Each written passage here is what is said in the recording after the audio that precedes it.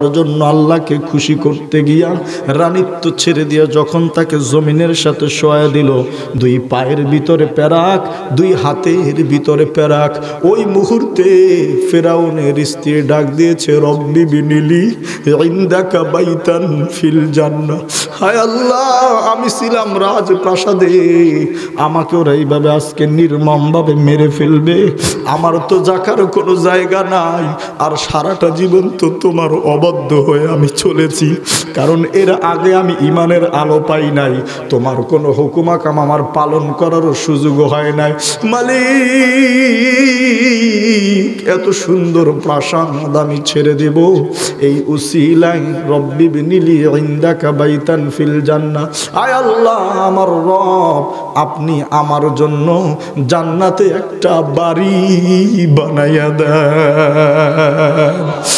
আল্লাহু আকবার। আসিয়া এইভাবে শুয়ে আছে, উপরের ভিতরে পাথর দেওয়া, কষ্ট আর সহ্য হয় না। মহিলা মানুষ আরো কষ্ট ভর করেছে এই ছোট্ট বাচ্চাটা, দাসীর ছেলেটার জন্য মায়া। ফেরাউনের স্ত্রী ডাক দিয়া বলে, রব্বি বিনিলি ইনদাকা বাইতাম ফিল জান্নাহ।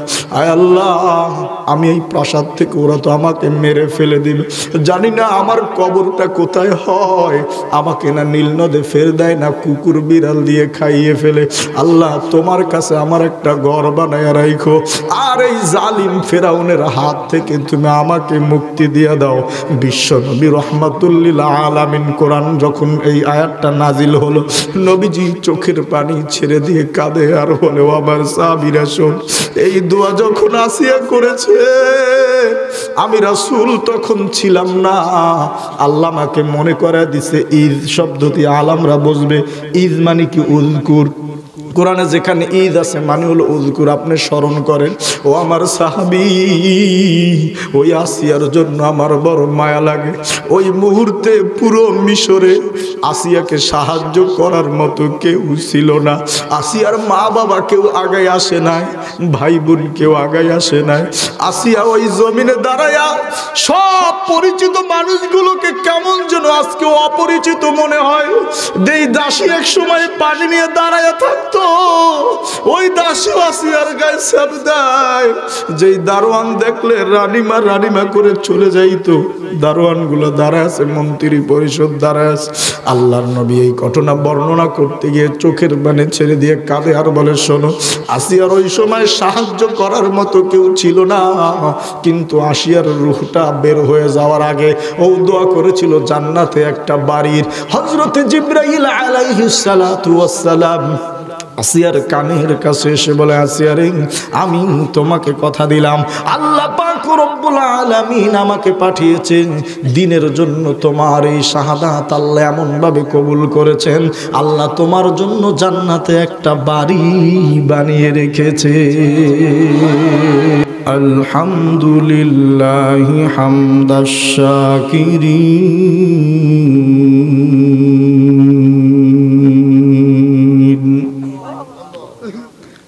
ওয়া নু'মিনু বিহি ঈমানাল ইয়াকিন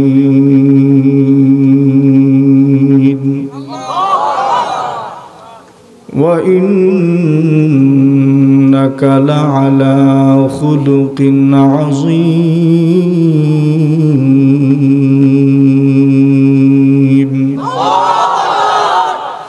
وصلى الله تعالى وعلى آله وأصحابه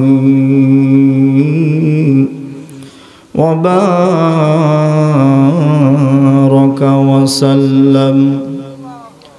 أما بعد، فأعوذ بالله من الشيطان الرجيم.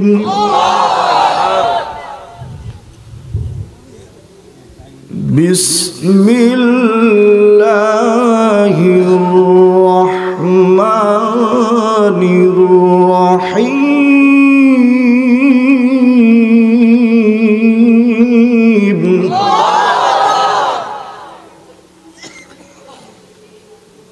মা আনতা বিনি'মাতি রাব্বিকা বিমাজনুন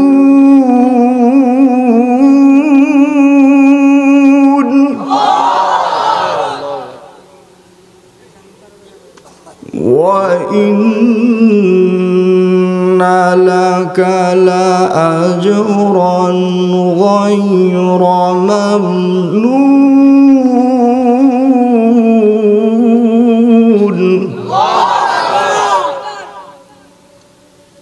ওয়া ইন্নাকা লাআলা খুলুকিন আযীম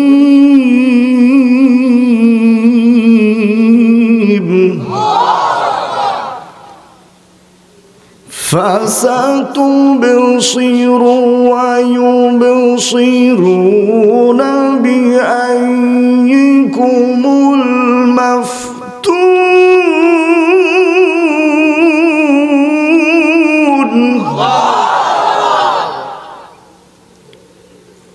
إن ربك هو أعلم بمن ضل عن سبيله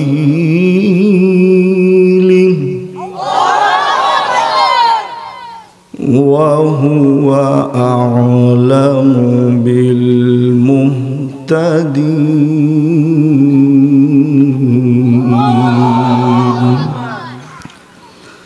وقال النبي صلى الله عليه وسلم لا يؤمن أحدكم حتى أكون أحب إليه من والده وولده والناس أجمعين أو كما قال عليه الصلاة والسلام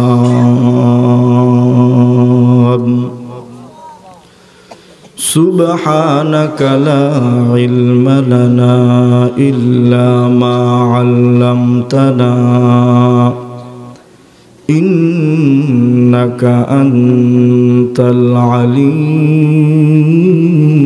الحكيم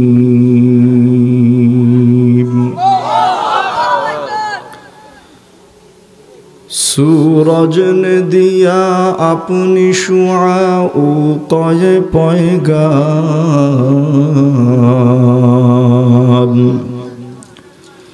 सूरज ने दिया अपनी शुआओ कए पैगाम दुनिया में अजीब चीज़ हो कभी सुबह कभी शाम दुनिया में अजीब चीज़ हो कभी सुबह कभी शाम दुनिया में हो दुनिया का तलबगार नहीं हो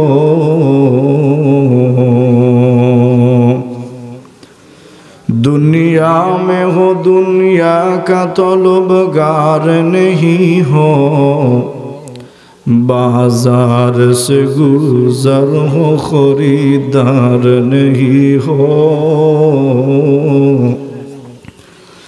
बाजार से गुजर हो खरीदार नहीं हो हे रसूल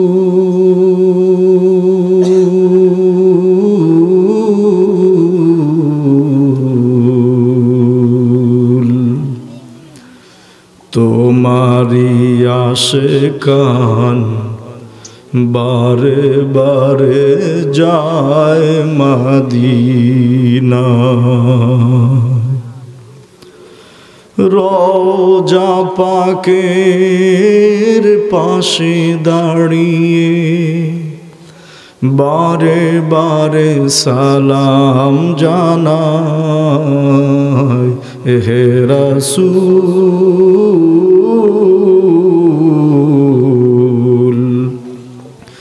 তোমারি আশিকান বারে বারে যায় মদিনা রওজা পাকের পাশে দাঁড়িয়ে প্রাণ ভরে সালাম জানায় হে রাসূল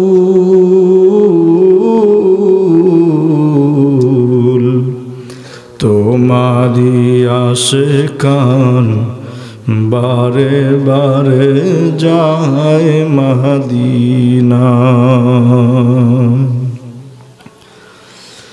কে যাও রে ভাই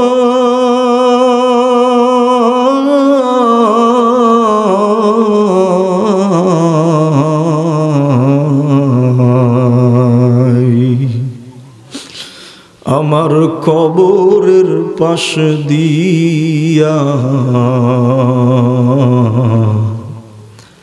আমি বড় কষ্টে আছি কইও আমার বাড়িতে গিয়া কে যাও রে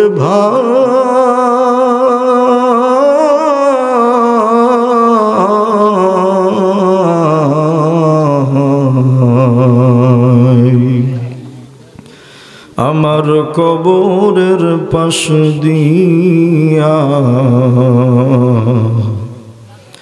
আমি বড় কষ্টে আছি কইও আমার বাড়িতে গিয়া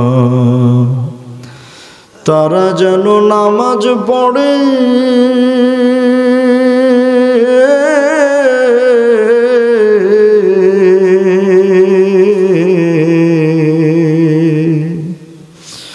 তারা যেন দান করে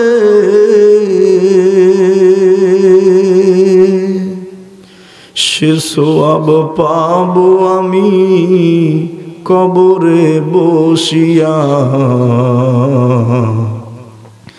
আমি বড় কষ্টে আছি কইও আমার বাড়িতে গিয়া কে যাও রে ভাই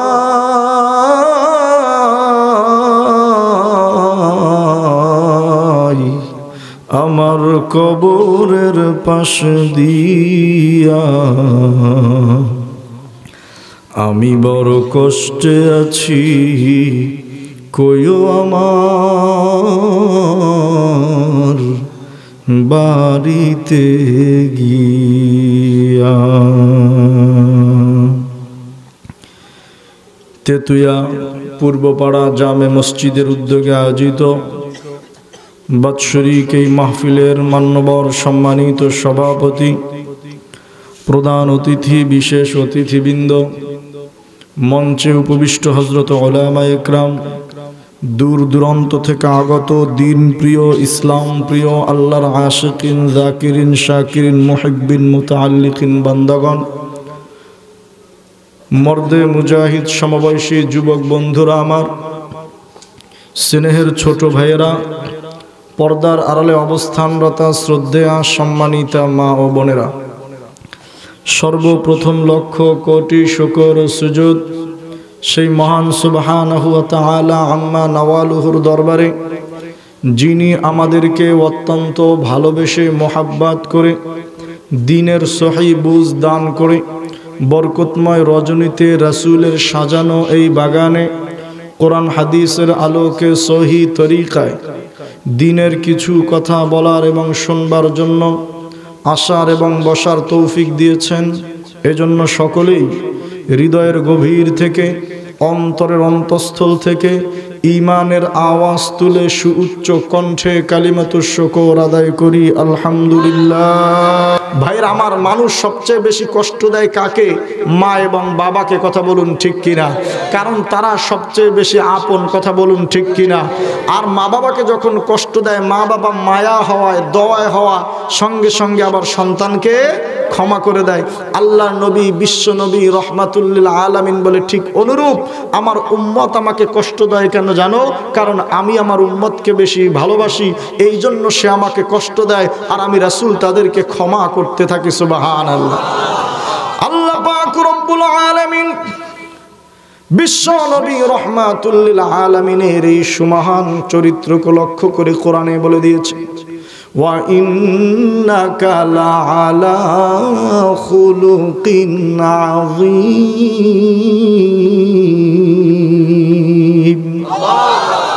হে রাসূল, আপনাকে আমি সুমহান চরিত্রের আধার করে বানিয়েছি।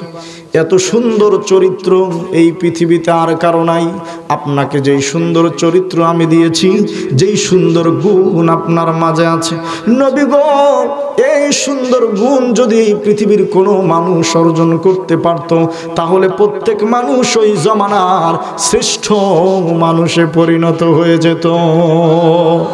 কিন্তু নবী গো, আপনাকে সাথে সাথে একটা সতর্ক করে দেয়, আপনার এই সুমহান আদর্শের কারণে দুনিয়ার কিছু মানুষ আপনাকে কষ্ট দিবে। শুধু আপনাকে না, আপনার পদাঙ্ক যারা অনুসরণ করবে তাদেরকেও কষ্ট দিবে। হে রাসূল, আপনি তাদেরকে বলে দিয়েন, এই কষ্ট পেয়ে তারা যেন দুঃখিত হয় না, তারা যেন কাঁদে না, তারা যেন ব্যথিত হয়ে প্রতিশোধ নেয় না, বরং আপনার পথে হাঁটতে গিয়ে যেই সকল মানুষ জুলুম, নির্যাতন আর কষ্টের শিকার হবে, আমি আল্লাহ পাক রব্বুল আলামিন ওই মানুষের জন্য জান্নাতের রাস্তা সহজ করে দিব। ভাইরা আমার, আল্লাহ পাক রব্বুল আলামিন বিশ্ব নবী রহমাতুল্লিল আলামিনকে সুমহান চরিত্রের আধার করে দিলেন। ও বন্ধু, পৃথিবীর শ্রেষ্ঠ চরিত্রবান বলে ঘোষণা দিলেন।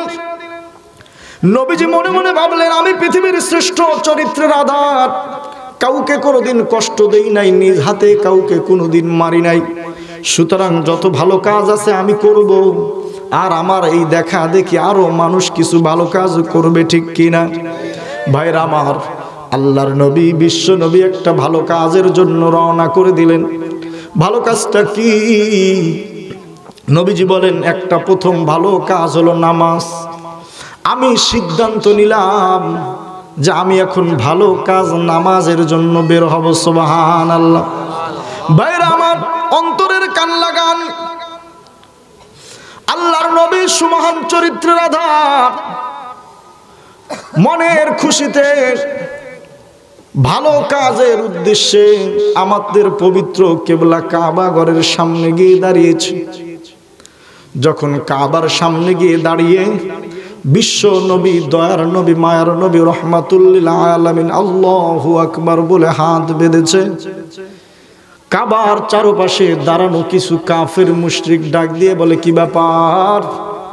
আমরা তো সবসময় আল্লাহু আকবারের পরিবর্তে বলতাম লাত এবং উজ্জা, কিছু মূর্তির নাম। আজকে মুহাম্মদ কাকে বড় বলে ঘোষণা দিল, আমাদেরকে একটু জানতে হবে। আপনাদের কাছে আমার প্রশ্ন, নবীজি গিয়েছেন ভালো কাজে না খারাপ কাজে? ও বন্ধু, আল্লাহর নবী যখন কাবাঘরের সামনে দাঁড়ায় আল্লাহু আকবার বললেন, অর্থ হলো আল্লাহ সবার বড়। ওখানে যারা মুশরিক বলে না না, লাত ওয়াল উজ্জা ওয়া মানাতাস সালিসাতাল উখরা, না না, সবচেয়ে বড় হলো লাত এবং উজ্জা। মুহাম্মদ কেন আল্লাহর নাম নিল তাকে একটু জিজ্ঞেস করতে হবে। আল্লাহর নবী, দয়ার নবী, বিশ্ব নবী রহমাতুল্লিল আলামিন, ওরা আস্তে আস্তে নবীজি রুকুতে চলে গেলেন, সঙ্গে সঙ্গে আবার সিজদায় চলে গেলেন। সিজদায় গিয়ে বিশ্ব নবী বলে, সুবহানা রব্বিয়াল আ'লা, সুবহানা রব্বিয়াল আ'লা, আমার মহান পবিত্র আমার মহান রব পবিত্র, সুবহানাল্লাহ। কাফের মুশরিকরা এসে বলে, কি ব্যাপার, কার পবিত্রতার ঘোষণা মুহাম্মদ দিচ্ছে? মুহাম্মদকে গিয়ে ধরো। আল্লাহর নবী সেজদারত অবস্থায় নবীজির মাথাটা এরকম জমিনের সাথে লাগায়া ধরে রেখেছে। হাদিসের ভিতরে আসছে আল্লাহর নবী, বিশ্ব নবী মাথাটা উঠাইতে পারে না। কাফের মুশরিক এবং বেঈমানগুলো মক্কার অদূরে জবাইকৃত ওই যে উট, সেই উটের কিছু ভুঁড়ি এনে আল্লাহর নবীর গায়ের উপরে দিয়ে দিলেন। একটা উটের ভুঁড়ি কিন্তু কম না, অনেক ওজন। ওই ভুঁড়ির ভিতর আবার ময়লা সহ। আল্লাহু আকবার। সিরাত ইবনে হিশামের ভিতরে লেখে, আল্লাহর নবী সিজদারত অবস্থায় সুবহানা রাব্বিয়াল আলা বলছেন, আর কাফের মুশরিকটা তার গায়ের উপরে উটির ভুঁড়িটা লাগায় দেখার কারণে আল্লাহর নবী নড়তে চড়তে পারছিলেন না। ওরে বন্ধু, তখন আল্লাহর নবীর ছোট মেয়ে হযরতে ফাতিমাতুজ জোহরা রাদিয়াল্লাহু তাআলা আনহা, বয়স মাত্র 6 কিংবা 7 বছর। ছোট্ট মানুষ দৌড়ায় এসে দেখে আব্বু নিচে পড়া, আর উপরে কারা যেন একটা ভুঁড়ি দিয়ে রেখেছে। ছোট্ট মানুষ দৌড়ায় এসে বাবার উপর থেকে ভুঁড়িটা সরানোর চেষ্টা করছে, কারণ মেয়ে বাবার সবচেয়ে বেশি ভালোবাসে, মোহাব্বত করে। এই দুনিয়ার ভিতরে এখনো পর্যন্ত 50 বছর বয়সী কোন লোককে যদি রাস্তায় ফালাইয়া কেউ মারে, তার যদি একটা ছোট্ট মেয়ে থাকে, ও কোনো ধরনের হেল্পার সাহায্য করতে না পারলেও চোখের পানি ছেড়ে দিয়ে কাঁদবে আর বলবে, আমার আব্বুকে তোমরা মেরো না, আমার আব্বুকে তোমরা মেরো না। ও মুসলমান, হযরতে ফাতিমাতুজ জোহরা রাদিয়াল্লাহু তাআলা আনহা, ছোট্ট মানুষ দৌড়ে আব্বার উপর থেকে ভুঁড়িটা সরায়। ছোট্ট মানুষ নাড়াইতে পারে না। বিশ্বনবী সিজদারত অবস্থায় পড়ে পড়ে সুবহানা রাব্বিয়াল আলা, সুবহানা রাব্বিয়াল আলা পড়তেছে। কাফের মুশরিকেরা দাঁড়ায় দাঁড়ায় হাসতেছে। কিতাবের ভিতরে লেখে, কোন রকম নবীজি মোর দিয়া উঠে চারদিকে চায় দেখে, তার একটা কলিজার টুকরা ছেলে নাই। নবীজির 3টা সন্তান, ছেলে সন্তান জন্ম নিয়েছিল। 3টা সন্তান শৈশবে দুনিয়া থেকে বিদায় নিয়ে চলে গেছে। আল্লাহর নবী, বিশ্ব নবী হযরতে ফাতেমাকে বুকের সাথে জড়ায়া ওই ময়লা আবর্জনা অবস্থায় ঘরের দিকে চলে গেছে। কিতাবের ভিতরে লেখে, সিরাতের ভিতরে লেখে, আল্লাহর নবীর 4 মেয়ের ভিতরে নবীজি কেন ফাতেমাকে বেশি ভালোবাসলো জানো? এর একটা কারণ হলো, সব মেয়েই বাবাকে ভালোবাসে, কিন্তু তার ভিতরে 2-1টা মেয়ে এমন আছে যে বাবাকে একটু বেশি ভালোবাসে। এর ভিতরেই হযরতে ফাতেমা হলো বাবার ভালোবাসার দিক দিয়ে বেশি। ও বন্ধু, দীর্ঘ ঘটনা আমি সেদিকে যাব না। আল্লাহর নবী কাউকে কষ্ট দেয় নাই, কাউকে গালি দেয় নাই, কারো বারাবাতে ছাই দেয় নাই। গ্রাম্য ভাষায় আল্লাহর নামে তাকবীর দিয়ে বাইতুল্লাহর সামনে সিজদা দিয়েছে। কাফের মুশরিকেরা যখন তার উপরে নাড়ুবুড়ি দিল, নবীজি কোন রকম উঠে মেয়েটাকে বুকের সাথে জড়ায় ঘরের দিকে চলে গেল। কাউকে কোনো গালি দেয় নাই, বকা দেয় নাই, মার দেয় নাই, বরদোয়া করে নাই।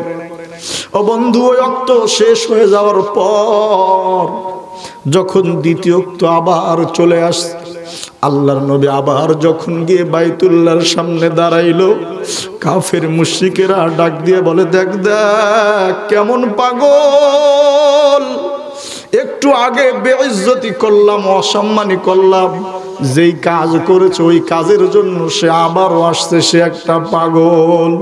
আল্লাহর নবী চোখের পানি ছেড়ে দিয়ে বলো, আমার জাতি, আমি রাসূল পাগল না, আমি রাসূলের যেই মেধা পৃথিবীর কাউকে আল্লাহ সেই মেধা দেয় নাই। আল্লাহ পাক রব্বুল আলামিন কোরআনে আয়াত নাজিল করে জানায় দেয়, হে নবী আপনি সবাইকে জানিয়ে দেন, মা আনতা বিনিআমাতি রাব্বিকা বিমাজনুন। মাজনুন। হে রাসূল, আপনি আপনার জাতিকে বলে দেন আমি আল্লাহর অনুগ্রহে আপনি রাসূল, পাগল না। সুবহানাল্লাহ। ওরে বন্ধু, এই জন্যই দুনিয়ার জমিনে যখন তুমি ভালো কাজ করতে যাবা, তোমাকে মোল্লা মুন্সি বলে একটু টিটকারি করবে, ঠিক কিনা? তোমাকে শুধু তাই নয়, তোমাকে পাগল বলবে, তোমাকে মূর্খ বলবে, তোমাকে বলবে তুমি জাহেল, তুমি অজ্ঞ, তুমি কিছু বোঝো না, তুমি 1450 বছর আগের ইসলাম নিয়ে এখনো পড়ে আছো, দুনিয়া অনেক আপডেট হয়ে গেছে। ও বন্ধু, দিনের রাস্তায় চলতে গিয়ে আমি একটা কথা বলে দেই, দিনের পথে চলতে গিয়া, কোরআনকে মানতে গিয়া, মাহফিল করাইতে গিয়া, মসজিদ মাদ্রাসা করতে গিয়া, সমাজের একটা খারাপ লোক যদি তোমাকে পাগল বলে গো, তাহলে তোমার পাগলের কথার সাথে আমার নবীকে পাগল বলছে এই কথা মিলে যায়। আমি বলে দিলাম তোমার জন্য আল্লাহ পাক রব্বুল আলামিন জান্নাতের ব্যবস্থা করে রাখবে। ওরে বন্ধু, আল্লাহর নবী বিশ্ব নবী রহমাতুল লিল আলামিন বলে, বান্দা এইভাবে দিনের রাস্তায় তুমি কষ্ট করবা, তোমাকে গালি দিবে, তোমাকে বকা দিবে, শুধু তাই নয় তোমাকে পাগল পর্যন্ত বলবে। কিন্তু তুমি যদি পাগল তোমাকে বলা হয়, তুমি যদি পাগলামি করো দিনের জন্য, আল্লাহ পাক রব্বুল আলামিন আমাকে যেরকম সুসংবাদ দিয়েছেন, ঠিক তেমনি ভাবে তোমাকেও সুসংবাদ দিয়ে দিবে। হুজুর কি সুসংবাদ? পরের আয়াতে আল্লাহ বলেন, ওয়া ইন্না লাকা লাআজরান গায়রা মামনুন। নিশ্চয়ই তোমার জন্য এমন প্রতিদান রয়েছে যা কখনো তোমার থেকে আলাদা হবে না। ওয়া ইন্নাকা লাআলা খুলুকিন আযীম। আর এই চরিত্র যদি তুমি দেখাইতে পারো, আমি আল্লাহ তোমাকে ঘোষণা দিয়ে দিলাম সুমহান চরিত্রের আধার তুমি হয়ে যাবে। সুবহানাল্লাহ। প্রতিদান দেবে কে? প্রতিদান দেবে কে? ভাইরা আমার, এই প্রতিদান আমরা পাইতে চাই কি চাই না? প্রতিদান কি এমনিতেই আসবে? ফ্যানের নিচে এসির ভিতরে প্রতিদান আসবে? দিনের কাজ করতে হবে, ঠিক কিনা বলেন? এই বছরটা এমন হয়ে গেছে, বিভিন্ন মাহফিলে বিভিন্ন ধরনের বাধা আছে না নাই? এই মাহফিল হবে কি হবে না তা নিয়েও বড় চিন্তিত ছিল, কিন্তু আলহামদুলিল্লাহ এই কুমিল্লা আল্লাহওয়ালা বুজুর্গদের দেশ, এখানের মানুষ বড় ভালো, এখানের মানুষ বড় ইসলাম প্রিয়, এখানের মানুষ নিজের জীবনের চেয়ে ইসলামকে বড় ভালোবাসে, ঠিক কিনা? এখানের মানুষ নিজের জীবনের চেয়ে কোরআনকে বেশি ভালোবাসে, ঠিক কিনা? এখানের মানুষ নিজের জীবনের চেয়ে মসজিদকে বেশি ভালোবাসে, রাসূলকে বেশি ভালোবাসে। এই জন্য সব ধরনের বাধা বিপত্তিকে পিছনে ফেলে যেই মাহফিল গত বছর হয়েছে, এই মাহফিল এবারও হয়েছে, ঠিক কিনা বলুন? আল্লাহ বলে, শোন, আমার রাস্তায় তুই যদি বাধা দাও, যেই ইমানের উপরে বাধা আসবে আমি আল্লাহ ওই ইমানটাকে আরো বাড়িয়ে দেব। বলে কিসের মাধ্যমে বাড়াবে?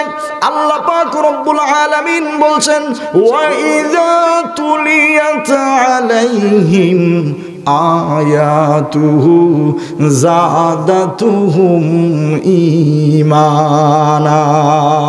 যেখানে কোরআনের মজলিস কায়েম হবে, ওখানে কোরআনের আলোচনা হবে, কোরআন তেলাওয়াত হবে, আর মুমিনের ঈমান শুধু বাড়তে থাকবে।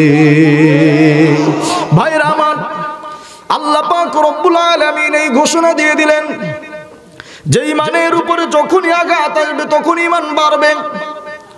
আল্লাহ পাক রব্বুল আলামিন এর বাস্তবায়ন এই পৃথিবীতে করে দেখিয়েছেন। তোমার আমার মতো একজন সাধারণ মানুষ, তার মাধ্যমে ঘটনা ঘটিয়ে দিয়েছেন। হে পৃথিবীর মানুষ, তোমরা সাক্ষী থাকো, তোমার মতো আমার মতো মানুষের উপরে যখন ঈমানের বাধা আসলো, ইসলামের জন্য যখন বাধা আসলো, তখন তার ঈমানটা দুর্বল হয়ে যায় নাই, বরং তার ঈমানটা আরো বেড়ে গিয়েছে। উদাহরণ দিতে গিয়ে আল্লাহ পাক রব্বুল আলামিন কোরআনে কারিমার ভিতর একটা মহিলার উদাহরণ দিয়ে দিল।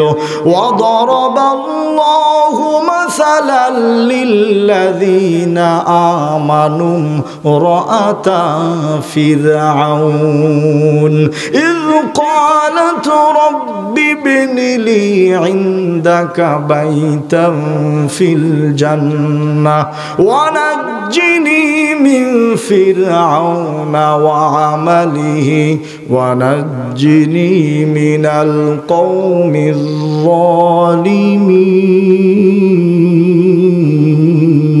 যালিমিন। এই কালামে জিন্দা কুরআনে হাকিম বাহরে ইউলা রহমাতাল লিল আলামিন। ঈমানের উপরে যখনই বাধা আসছে, ঈমান বাড়ায়া দিছে কে? আমার মতো আপনার মতো একজন সাধারণ মানুষের ঈমানে যখন বাধা আসলো, আল্লাহ বলে আমি তার ঈমানটা বাড়ায়া দিয়েছি। ও বন্ধু, অন্তরের কান লাগান, ও পর্দার আড়ালের মা, আপনারা অন্তরের কান লাগান। সারাটা জীবন ওয়াজ করলাম, কত ওয়াজ শুনলাম, কিন্তু ওয়াজ তো হৃদয়ের ভিতরে ধারণ করলাম না। আজকে এই কথাটা ধারণ করে যাব, অন্তত এতটুকু যে কোরআনের জন্য যদি জীবন যায়, ঈমানের জন্য যদি ঈমান যায় যাবে, কিন্তু কোরআন আর ঈমান থেকে আমরা দূরে থাকব না। উদাহরণ দিতে গিয়া আল্লাহ পাক রব্বুল আলামিন কোরআনে বলেন, ওয়াদারাবাল্লাহু মাসালাল লিল্লাযীনা আমানু ইমরাআতা ফিরআউন। আল্লাহ তোমাদের জন্য ফিরআউনের স্ত্রীর একটা উদাহরণ রাখছে, আপনারা শুনবেন তো। ও বন্ধু, আল্লাহ পাক রব্বুল আলামিন কোরআনে কারিমার ভিতরে যতগুলো উদাহরণ নিয়ে আসছে, অন্য আয়াতে আল্লাহ বলে ওয়াযাক্কির ফাইন্নায যিকরা তানফাউল মুমিনিন। এই উদাহরণগুলো দিয়ে দিয়ে মুমিনদেরকে তোমরা উপদেশ দাও। হয়তো মুমিনের উপকারে আসবে, হয়তো মুমিন এখান থেকে উপকৃত হবে। ও বন্ধু, দীর্ঘ ঘটনা ঈমানের উপরে বাধা কেমনে আসলো আর কিভাবে তারা বিজয়ী হলো, ঈমানটা কেমনে বাড়লো, এই কথা আপনাদেরকে আমি বলবো। ওরে বন্ধু, আল্লাহর নবীর শত্রু হযরতে মূসা আলাইহিস সালাতু ওয়াস সালামের শত্রু, নাম হলো তার ফেরাউন। মিশরের বড় শাসক, 40 বছর পর্যন্ত রাজত্ব করে। এত বড় ক্ষমতাবান, এত টাকা পয়সাওয়ালা বাদশা তখন ওই জমানার কেউ নাই। ওরে বন্ধু, এক গণক এসে বলে, ফেরাউন তোমার এই এলাকার ভিতরে এমন একটা শিশু জন্ম নিবে, যেই শিশুর হাতে তোমার এই রাজত্বের পতন ঘটবে। ও ফেরাউন, তুমি একটা কাজ করো, তোমার এলাকায় যত ছোট্ট বাচ্চা আছে এবং গর্ভবতী মহিলা আছে, সকলের পেট ফেরে বাচ্চা বের করে তাদেরকে জবাই দিয়ে দাও। নাউজুবিল্লাহ। ভাইরা আমার, ফেরাউন খুঁজে খুঁজে পুলিশ বাহিনী পাঠায়া বাচ্চাদেরকে বের করে এনেছে। শুধু তাই নয়, যাদের গর্ভে বাচ্চা ছিল ওই মায়ের পেট পর্যন্ত কেটে বাচ্চা বের করেছে। নাউজুবিল্লাহ। ভাইরা আমার, এই কথা আল্লাহ পাক রব্বুল আলামিন কোরআনে বলে দিয়েছেন, ওয়ায়াস্তাহয়ুনা নিসাআকুম ওয়া ইউযাববিহুনা আবনাআকুম। সন্তানদেরকে দিয়েছে জবাই, মেয়েদেরকে করেছে নির্যাতন। আমি আসল ঘটনায় যাব, এই জন্য বিস্তারিত আলোচনা করব না। সময়ে সময়ে ঘুরতে ঘুরতে আল্লাহর কি খেলা, হযরতে মূসা আলাইহিস সালাতু ওয়াস সালাম বড় হলেন এবং ফেরাউনের ঘরে সে লালিত পালিত হয়ে গেল। ভাইরা আমার, ফেরাউনের স্ত্রী যার কথা কোরআনে আসছে নাম হলো আসিয়া। সে হযরতে মূসা আলাইহিস সালাতু ওয়াস সালামকে পালক ছেলে হিসেবে ঘরের ভিতরে রেখে দিয়েছে। ওরে বন্ধু, মূসা আলাইহিস সালাতু ওয়াস সালাম যখন প্রাপ্তবয়স্ক হয়ে গেলেন, তার উপরে নবুয়ত আসলো, তিনি নবী হলেন। মূসা গোপনে প্রকাশ্যে মানুষকে দ্বীনের দাওয়াত দিতে লাগলেন। এই দ্বীনের দাওয়াত দিতে দিতে কিছু দাওয়াত পৌঁছে গেল ফেরাউনের ওই রাজপ্রাসাদে। সুবহানাল্লাহ। যেখান থেকে মুসাকে হত্যার ষড়যন্ত্র করেছে ওখান থেকেই মুসা আর ইসলামের আলো শুরু হয়েছে। সুবহানাল্লাহ। আল্লাহ বলেন ওয়া মাকারু ওয়া মাকারাল্লাহ ওয়াল্লাহু খায়রুল মাকিরিন।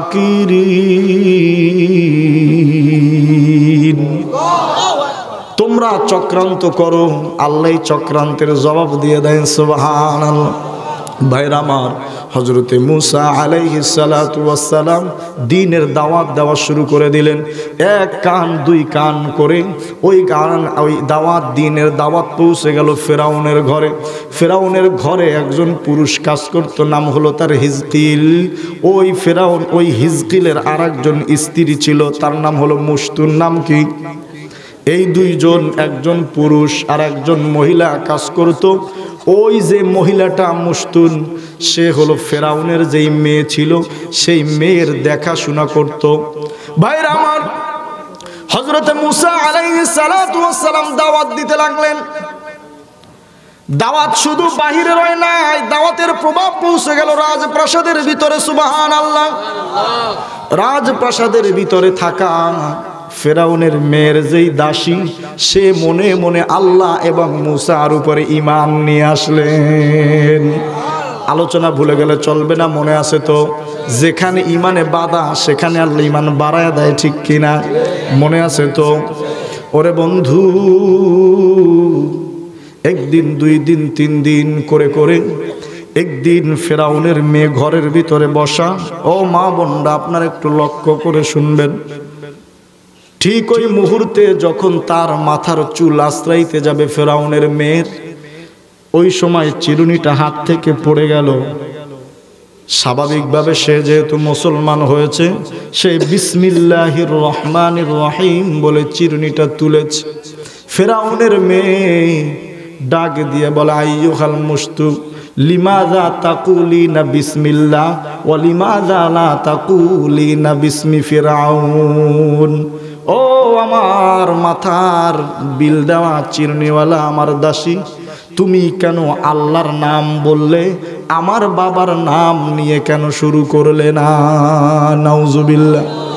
কারণ গোটা মিশরের ভিতরেই বদমাশ ঘোষণা দিয়েছেন, আনা রব্বুকুমুল আলা। নাউজুবিল্লাহ।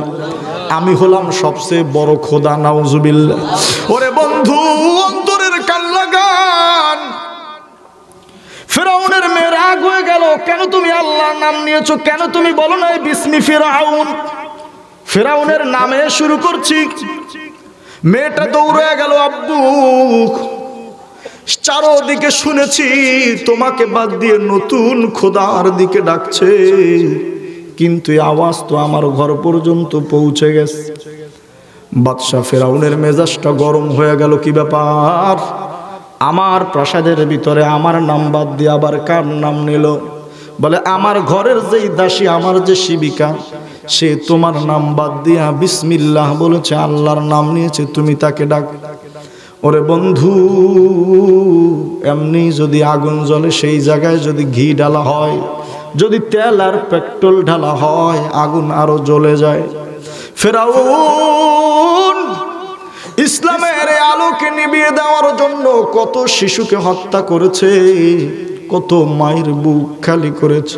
আজকে ওর ঘরের ভিতরে যখন আল্লাহর নামের আওয়াজ, মেজাজটা গরম হয়ে গেল। বলে, ওকে ডেকে নিয়ে আস। গরিব মানুষ, একটা মাত্র ছেলে সন্তান তার, তিনি কাজ করে ভিতরে আর তার স্বামী হিজকিল কাজ করে বাহিরে। দোনোজনই একই রাজপ্রাসাদের ভিতরে সেবকের কাজ করে, খাদেমের কাজ করে। ফেরাউন ডাক দিয়ে বলে, কি ব্যাপার? আমার মেয়ে যা বলেছে তা সত্য কিনা? সুবহানাল্লাহ। মুশতুন চোখের পানি ছেড়ে দিয়ে বলো, ফেরাউন, আমি তোমার সামনে দাঁড়ায় বলছি, শোনো, তোমার মেয়ে যা বলেছে তা চিরসত্য। আল্লাহু আকবার।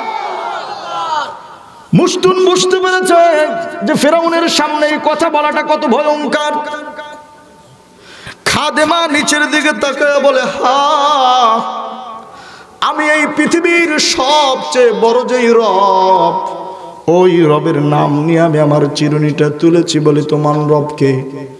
মান রব্বুকা? সে জবাব দিল আল্লাহু রব্বি ওয়া রব্বুকা, আল্লাহ আমার রব এবং তোমার রব, ও রব্বু আবাইকা, এবং তোমার পূর্বপুরুষেরও রব। আল্লাহু আকবার।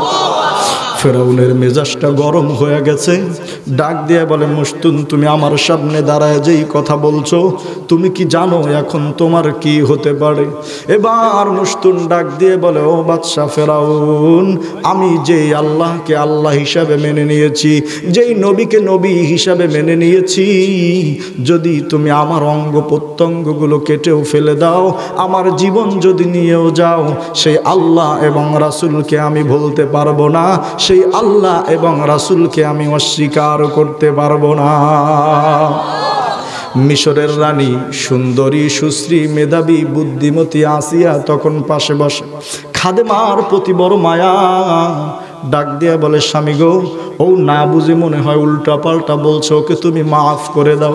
ফেরাউন ডাক দিয়ে বলে, আসিয়া, কিছুদিন আগ থেকে আমি তোমার পিছনেও গোয়েন্দা লাগিয়ে দিয়েছি, আমিও মনে মনে জানি যে তুমিও গোপনে গোপনে মুসা এবং মুসার রবের দিকে ঝুঁকেছো। বিবি আসিয়া চুপ হয়ে গেলেন।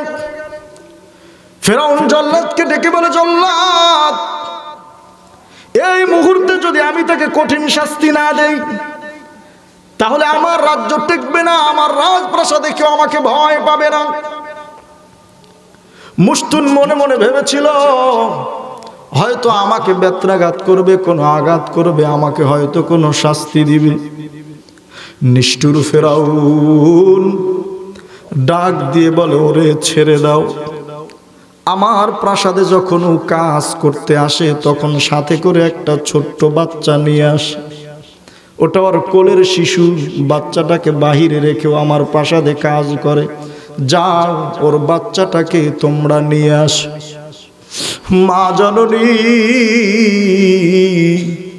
যখন বুঝতে পারলো যে আমার বাচ্চাকে মনে হয় মারবে, চোখের পানি ছেড়ে দিয়ে কান্না শুরু করে দিয়ে বলে, বাদশা, তুমি আমাকে যা কিছু করার করো, কিন্তু আমার কলিজার টুকরা সন্তানটাকে তুমি কিছু করো না। বন্ধু, যারা নিষ্ঠুর হয়, জালিম হয়, তাদের কাছে চোখের পানির কোনো মূল্য নাই। ছোট্ট বাচ্চাটাকে নিয়ে আসা হলো, 2-2.5 বছর 3 বছর বয়স, এখনো পর্যন্ত মায়ের বুকের দুধ সে পান করে। অনেকক্ষণ পরে মাকে দেখে দৌড়ায়া মায়ের করে চলে গিয়েছে। মা বাচ্চাটাকে বুকের সাথে জড়ায়া ধরেছে, চুমু খাচ্ছে, মায়ের চোখে পানি। ছোট্ট মানুষ কিছু বোঝে না, এতগুলো মজলিস, জল্লাদ বসা, হামান বসা, মন্ত্রী পরিষদের লোক বসা, সাথে বিবি আসিয়াও বসা। এবার ফেরাউন জল্লাদকে বলল, জল্লাদ সামনের দিকে যাও, যাইয়া এই বাচ্চাটাকে তুমি নিয়ে আস।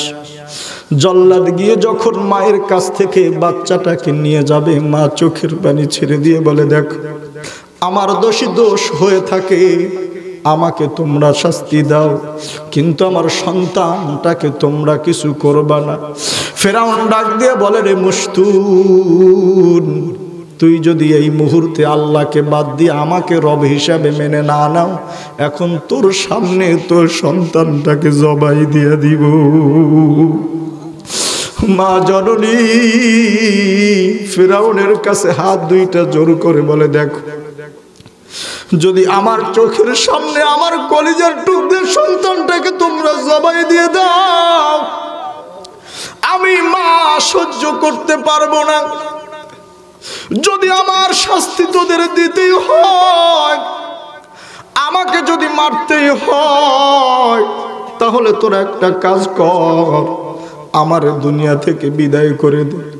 এই কথা বলে মা আবার মনে মনে ভাবছে, আমি যদি দুনিয়া থেকে বিদায় হয়ে যাই, আমার ছোট্ট শিশুটা তো এতিম হয়ে যাবে, মা মা বলে কাঁদতে থাকবে, ওরে আবার কে আদর করবে, ভালোবাসা দিবে। পরক্ষণেই চিন্তা করে বলে, ফেরাউন, চোখের সামনে সন্তানের নির্মম জবাই হওয়ার চেয়ে আমাকে যদি তোরা আগে জবাই দিয়ে দাও, অন্তত এই আমার বাচ্চার কি হলো এটা আমি মা জানবো না, কারণ আমি তখন মৃত। ও বন্ধু, ইতিহাস সাক্ষী দেয় নিষ্ঠুর ফেরাউন ছোট্ট বাচ্চাটাকে মুরগির পাল থেকে, ছোট্ট বাচ্চা মুরগিটাকে যখন নিয়ে যায়, মুরগিটা যেমন করে, গরুর যখন বাচ্চাটা হয়, বাছুরটাকে কেউ যদি নিয়ে যায়, গরু তারে গুতা দেয়। মায়ের থেকে সন্তানটাকে ওরা সিনে যখন নিয়ে গেল, মা দাঁড়ায় আছে, বিবি আসিয়া ডাক দিয়া বলে, ফেরাউন এত বড় নিষ্ঠুর তুমি হইও না, এই দুধের শিশুকে মায়ের কোল থেকে আলাদা করো না। ইতিহাস লেখে ফেরাউন কারো কোনো কথাই কান্না দিয়ে, ফেরাউন ওই মহিলাটাকে জল্লাদ দিয়ে সবার সামনে শুয়ে দিল।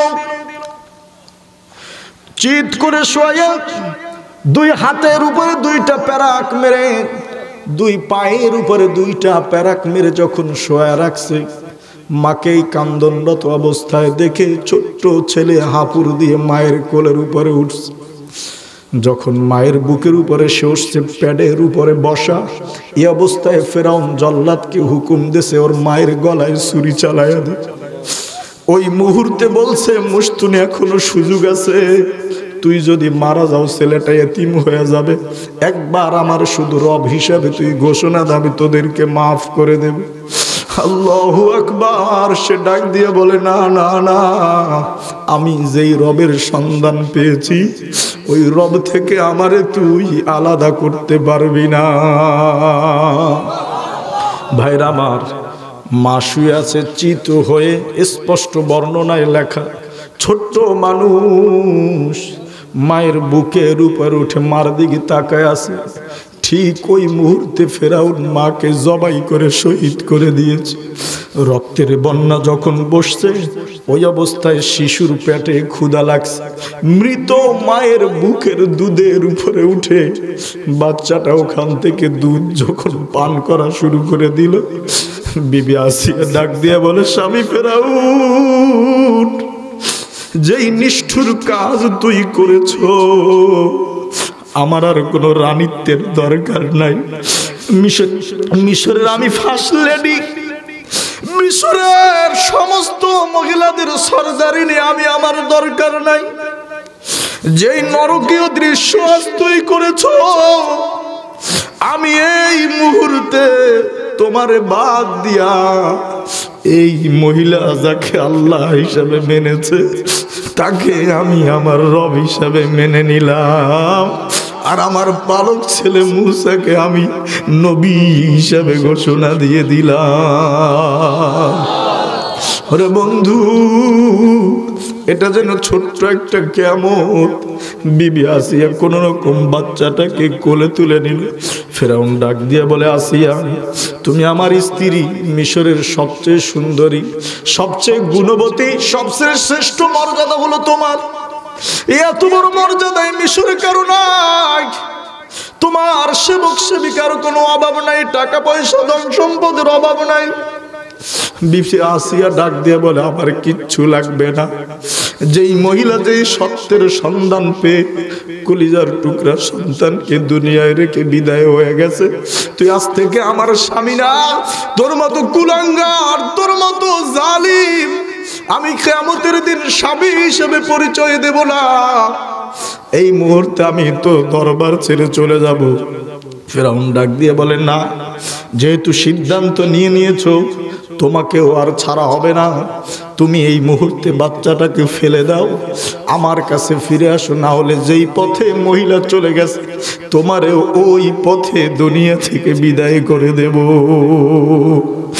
আল্লাহ বলে, ইমানের উপরে যখন বাধা আসে, ইমান তখন কমে না, ইমান আরো কি করেন। এই মাহফিলে আসার পরে হুজুর বলে, হুজুর এত মানুষ কোন সময় হয় না, আপনার কথা শুনে হয়েছে। আমি বলি, না না ভাই, আমার কথা শুনে আসে নাই, আল্লাহর কোরআনের জন্য আসছে, আমার নবীর ভালোবাসায় আসছে। ও মা, ও বোন, অন্তরের কান লাগাও, এত কষ্ট তোমার জীবনে তো আসে নাই। তোমাকে তো কেউ বলে না আল্লাহকে ভুলে যা, না হলে তোর সন্তানকে আমি জমিনের সাথে মিটিয়ে দেব। ও কুমিল্লার বন্ধু, আল্লাহ উদাহরণ দিচ্ছে, আপনি উদাহরণ নেন, এখান থেকে শিক্ষা গ্রহণ করেন। বিবি আসিয়া বাচ্চাটাকে কোলে নিয়ে বলে, না ওর মা নাই, আজকে থেকে আমি ওর মা। এই মুহূর্তে তোমার দরবারটা আমি ছেড়ে দিলাম, রাজপ্রাসাদ থেকে বের হয়ে গেলাম। ফেরাউন তাৎক্ষণিক স্বামিত্ব ভুলে গিয়া, রাজত্ব ভুলে গিয়া, রানীর মর্যাদা ভুলে গিয়ে বলছে, জল্লাদ তাড়াতাড়ি কাজ কর, এই মুহূর্তে আসিয়াকে এই প্রাসাদ থেকে বের হতে দিবি না। এই মহিলাকে যেই রাস্তায় আমি জীবনটাকে শেষ করে দিয়েছি, আসিয়ার জীবনটাকেও আমি শেষ করে দেব। বিবি আসিয়া প্রস্তুত হয়ে গেল। কিতাবের ভিতরে লেখে, বিবি আসিয়াকে ঠিক অনুরূপভাবে শোয়া দিল। সকল উজির নাজির আশ্চর্য হয়ে গেল যে এত বড় রানী, মিশরের সবচেয়ে ক্ষমতাধর মহিলা যিনি, কি কারণে, কোন কারণে, এতটুক কারণে এরকম জীবনটা শেষ হয়ে যাবে। ফেরাউন জালিম মানল না তার কথা, চোখের সামনে নিজ স্ত্রীকে বিবস্ত্র করে দিল। সতী সদবা নারী আসিয়া জমিনের সাথে যখন শোয়া দিল, একই অবস্থা তাকে করেছে। তাকে এরকম অবুধ করে শোয়াইয়া দুই পায়ে যখন তাকে প্যারাক মারলো, দুই হাতে যখন প্যারাক মারলো, বিবি আসিয়া চোখের পানি ছেড়ে দিয়ে আল্লাহর কাছে একটা ডাক দিয়েছে, যেই কথাটা আল্লাহ কোরআনের ভিতরে বলে দিয়েছে, وضرب الله مثلا للذين آمنوا امرأة فرعون إذ قالت رب ابن لي عندك بيتا في الجنة ونجني من فرعون وعمله ونجني من القوم الظالمين إذ قالت رب ابن لي عندك بيتا في الجنة।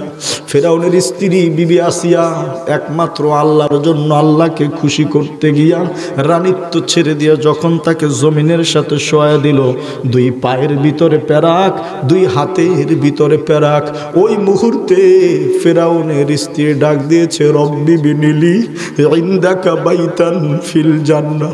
হায় আল্লাহ, আমি ছিলাম রাজপ্রাসাদে, আমাকে ওরা এইভাবে আজকে নির্মমভাবে মেরে ফেলবে, আমার তো যাকার কোনো জায়গা নাই, আর সারাটা জীবন তো তোমার অবাধ্য হয়ে আমি চলেছি, কারণ এর আগে আমি ইমানের আলো পাই নাই, তোমার কোনো হুকুমাকাম আমার পালন করারও সুযোগ হয় নাই। মালিক, এত সুন্দর প্রাসাদ আমি ছেড়ে দেব এই উসিলাই রব্বি বিনিলি ইনদাকা বাইতান ফিল জান্নাহ। আয় আল্লাহ আমার রব, আপনি আমার জন্য জান্নাতে একটা বাড়ি বানাইয়া দেন। আল্লাহু আকবার। আসিয়া এইভাবে শুয়ে আছে, উপরের ভিতরে পাথর দেওয়া, কষ্ট আর সহ্য হয় না, মহিলা মানুষ আরো কষ্ট ভর করেছে এই ছোট্ট বাচ্চাটা, দাসীর ছেলেটার জন্য মায়া। ফেরাউনের স্ত্রী ডাক দিয়া বলে, রব্বি বিনিলি ইনদাকা বাইতাম ফিল জান্নাহ। আয় আল্লাহ, আমি এই প্রাসাদ থেকে ওরা তো আমাকে মেরে ফেলে দিবে, জানি না আমার কবরটা কোথায় হয়, আমাকে না নীল নদে ফের দেয়, না কুকুর বিড়াল দিয়ে খাইয়ে ফেলে। আল্লাহ, তোমার কাছে আমার একটা ঘর বানায়া রাখো, আর এই জালিম ফেরাউনের হাত থেকে তুমি আমাকে মুক্তি দিয়ে দাও।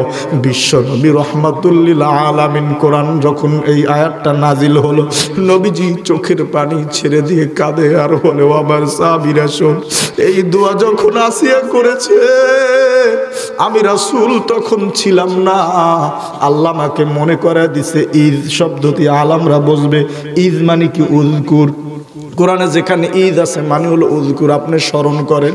ও আমার সাহাবী, ওই আসিয়ার জন্য আমার বড় মায়া লাগে।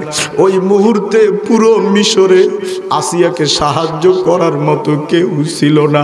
আসিয়ার মা বাবা কেউ আগায় আসে নাই, ভাই বোন কেউ আগায় আসে নাই। আসিয়া ওই জমিনে দাঁড়ায়া সব পরিচিত মানুষগুলোকে কেমন যেন যেন আজকে অপরিচিত মনে হয়। যেই দাসী এক সময় পানি নিয়ে দাঁড়ায় থাকতো, ওই দাসী আসিয়ার গায়ে চাপ দেয়। যেই দারোয়ান দেখলে রানিমা রানিমা করে চলে যাইতো, দারোয়ান গুলো দাঁড়ায় আছে, মন্ত্রী পরিষদ দাঁড়ায় আছে। আল্লাহর নবী এই ঘটনা বর্ণনা করতে গিয়ে চোখের পানি ছেড়ে দিয়ে কাঁদে আর বলে, শোনো, আসিয়ার ওই সময় সাহায্য করার মতো কেউ ছিল না, কিন্তু আসিয়ার রূহটা বের হয়ে যাওয়ার আগে ও দোয়া করেছিল জান্নাতে একটা বাড়ির।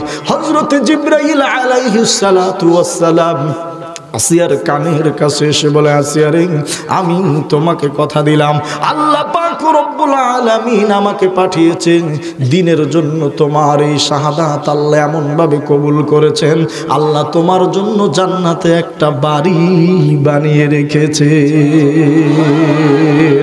আল্লাহ আল্লাহ ক্যা মুবারক নাম হ্যায়, আল্লাহ আল্লাহ আশিকো কা কাম হ্যায়। ও বন্ধু, আপনাদের কাছে আমি জানতে চাই, এত বড় কষ্ট আমাদের জীবনে আর কখনো আসছে কিনা? আসছে নাকি? ও মা, ও পর্দার আড়ালের বোন, এত বড় কষ্ট তো আপনার স্বামী আপনাকে কোনোদিন দেয় নাই, এত বড় কষ্ট তো এই সমাজ আপনাকে কোনোদিন দেয় নাই। হয়তো স্বামী একটু রাগ করে বলেছে, বিবিরে তুমি একটু পর্দায় চলো, নিজের একটু ঢেকে রাখো। হয়তো একটু রাগ করে শ্বশুর বলেছে, বৌমা তুমি ইহুদি নাসারাদের মতো রাস্তায় ঘোরাঘুরি করো না, তুমি মুসলিম নারীর মতো একটু পর্দায় সুন্দর করে চলো। তোমাকে হয়তো তোমার বড় ভাই বলেছো, আমার বোন আমি রাস্তাঘাটে চলি, তুই একটু উল্টাপাল্টা পোশাক পরস, আমার লজ্জা লাগে। ও পর্দার আড়ালের মা, ও বোন, হযরতে আসিয়া যদি দ্বীনের জন্য, ইসলামের জন্য নিজের জীবনটাকে কুরবান করে দিতে পারে, আল্লাহর রাস্তায় শাহাদাত বরণ করে দিতে পারে, এই কারণে যদি জান্নাতে আল্লাহ একটা বাড়ি বানায়া দেয়, তাহলে আমার নবীর কিছু কথা মানতে গিয়া আসিয়ার মতো কেন আপনি হন না? ঠিক কিনা? আপনিও আমার নবীর কথা মেনে একটু সুন্দরভাবে চলেন, আমার মন বলছে আসিয়াদের মতো জান্নাতের মেহমান আপনি হয়ে যাবেন। ঠিক কিনা বলুন? আপনাদের কাছে আমার প্রশ্ন, আসিয়া কি 10 বছর মুসলমান ছিল? কথা বলেন। মাত্র একটু সময়ের জন্য ঈমান এনে আল্লাহর কাছে জান্নাত ওয়াজিব করে নিয়েছেন, সুবহানাল্লাহ। আর আমরা নিজে মুসলমান, বাবাও মুসলমান, দাদাও মুসলমান, তালইও মুসলমান। ঠিক কিনা? কথা বলেন। কিন্তু অবস্থাটা আমাদের এমন যে হুজুর সব কিছু ঠিক আছে, কিন্তু ইসলামের সাথে আমি নাই। কথা কন ঠিক কিনা? এই মার্কা লোক আছে না নাই? খালি খাওয়ানোর আগে আর মাইরের থায় পিছনে। ঠিক কিনা? হ্যাঁ, আছে না নাই? ইসলামের জন্য আপনাকে আগে থাকতে হবে। ঠিক কিনা? ইসলামের জন্য পিছে থাকলে চলবে? কথা বলেন না কেন? ভাইরা আমার, একজন নারী ইসলামকে পালন করতে গিয়ে, আল্লাহ আল্লাহ রাসূলকে পালন করতে গিয়া নিজের জীবনকে বিসর্জন দিয়ে দিল, এরকম উদাহরণের অভাব আছে নাকি? কথা বলেন। এই কথা থেকে আমরা কি বুঝলাম? যে দ্বীনের জন্য বাধা আসবে, কিন্তু সব বাধাকে উপেক্ষা করে আমরা আমাদের উদ্দেশ্য হাসিল করব। কথা বলুন ঠিক কিনা? এরপরে আল্লাহ পাক রব্বুল আলামিন বিশ্ব নবী রাহমাতুল লিল আলামিনকে বলেন, হে রাসূল, শুধু তাই নয়, আমরা আপনাকে পেয়েছি এতিম অবস্থায়। আপনাকে এমন অবস্থায় পেয়েছি যে আপনি শরীয়তের হুকুম আহকাম জানতেন না।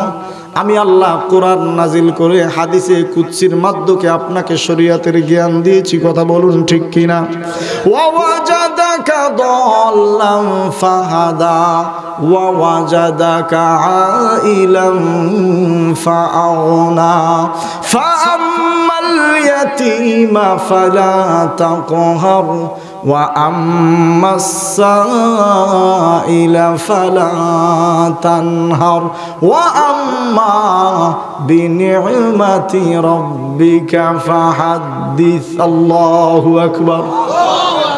ভাইরা আমার, আল্লাহ পাক রব্বুল আলামিন পৃথিবীর মানুষকে আরো কিছু উদাহরণ দিয়ে বোঝাচ্ছেন। শোনো, এই পৃথিবীর ভিতরে আমি তোমাদেরকে শুধু খাওয়ার জন্য পাঠাই নাই আর ঘুমানোর জন্য পাঠাই নাই, কথা বলেন ঠিক কিনা? আমার আপনার চেয়ে একটা গরু বেশি খাইতে পারে কিনা? কথা বলেন। আমার আপনার চেয়ে একটা কুমিরের শক্তি বেশি কিনা? আমার আপনার চেয়ে একটা মশারও শক্তি বেশি কিনা? কি কম? হুজুর মশার আবার শক্তি কি?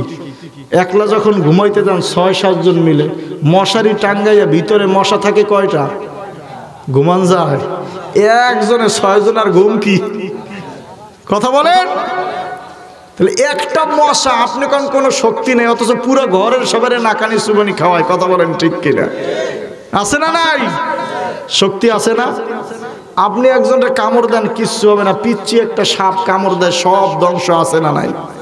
তাহলে আমরা দেখলাম যে আল্লাহ আমাদেরকে খাওয়ার জন্য ঘুমানোর জন্য শক্তি করে পাঠায় নাই, এর চেয়েও বড় শক্তিশালী, এর চেয়েও বড় বিষধর এই পৃথিবীতে আছে কিনা বলেন?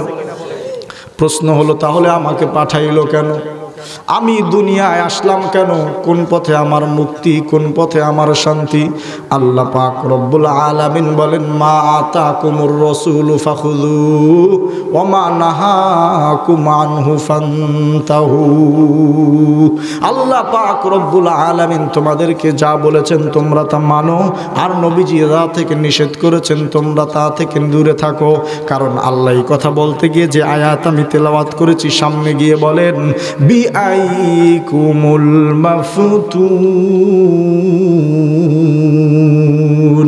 আল্লাহ এবং কোরআন এবং রাসূলকে বাদ দিয়ে তোমাদেরকে কোন দিকে ঘোরানো ফেরানো হচ্ছে, কোন প্রতারণায় তোমরা পড়ে গেছো? যদি বলি হাজী সাহেব আপনি কোন প্রতারণায় পড়ছেন?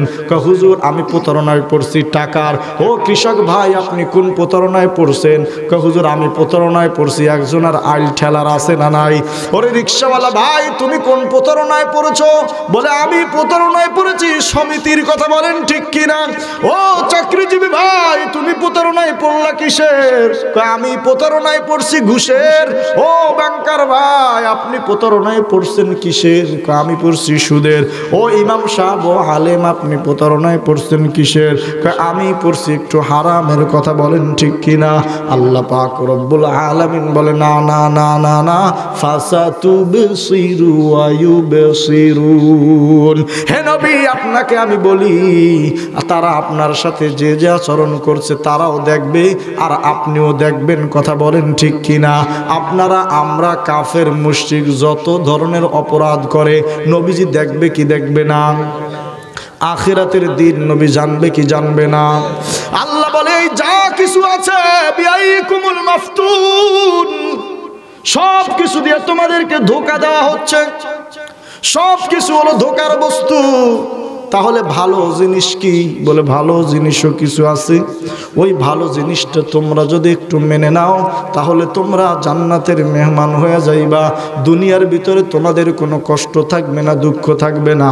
আল্লাহর নবী বিশ্ব নবী উদাহরণ দিতে গিয়ে বলেন ইন্না রাব্বাকা হুয়া আ'লামু বিমান দাল্লা আন সাবিলি ওয়া হুয়া আ'লামু বিল মুহতাদিন। তোমাদের ভিতরে যারা গোমরা, যারা পথভ্রষ্ট তাদের সম্পর্কে আল্লাহ জানে, অবশ্যই আল্লাহ তোমাদেরকে হেদায়েত দিয়ে দিবেন। কিন্তু শর্ত হলো সামনের আয়াত, ফালা তুতিইল মুকাযযিবিন। যারা মিথ্যাবাদী, যারা খারাপ তাদের অনুসরণ করা যাবে না। নাউজুবিল্লাহ বললেন না? কিন্তু আমার অবস্থা হলো এমন, আমরা সেই খারাপ লোকগুলো কি কেন যেন অনুসরণ করি, কথা বলেন ঠিক কিনা? ভালো মানুষের পাল্লায় কেউ যাইতে চাই না, খারাপ মানুষের দিকে আমরা দৌড়াই, আছে না নাই? আছে না নাই? এই সমাজে সর্বপ্রথম যে বিড়ি খাইছে সে নিজের টাকা দিয়ে খাইছে না আরেকজনের টাকায়? কথা বলেন না কেন? ওই এখন একটু আওয়াজটা নিচে হয়ে গেছে করে, এত সত্য কথা হুজুর কয় কেন? কথা বলেন। প্রথম বন্ধু নিয়ে করে তার টান দেস না একটা, প্রথম দিন একটা টান দেওয়ায় পরের দিন ও আবার নিজের টাকা দিয়ে খায়। কথা বলেন। প্রথম যেই লোকটা সুদ খায় ওই লোক নিজে খায় না, আর একজনে দেখাইয়া দেয়। কথা বলেন ঠিক কিনা? যেই লোকটা প্রথমে হারাম খায় ও আগে খায় না, একজনে দেখাইয়া দেয়। কথা বলেন ঠিক কিনা? এগুলো সব হলো মিথ্যাবাদী, সব হলো জাহান্নামের আসামি, ঠিক কিনা?